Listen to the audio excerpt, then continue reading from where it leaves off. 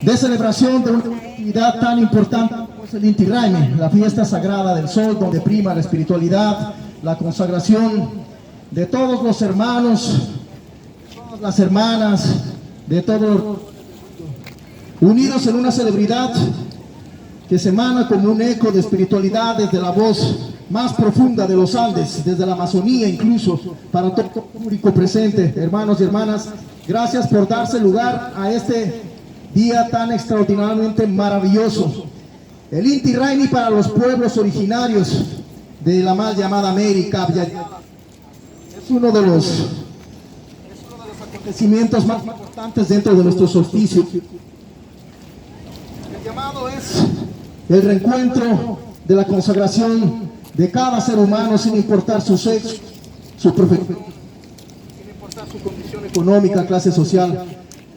En nuestras consecuencias filosóficas, sociales, a nivel andino, prevalecemos más dando el valor a las emociones, al sentimiento, al pensamiento, principalmente al saber estar, a reconocernos como seres humanos relacionados con todo lo que nos arropa, producto de la madre tierra.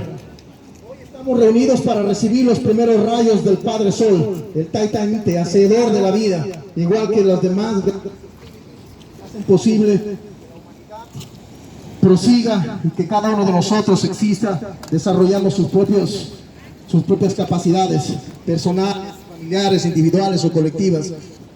Somos consecuentemente los pueblos originarios de Ayala porque trabajamos en un sentido comunitario.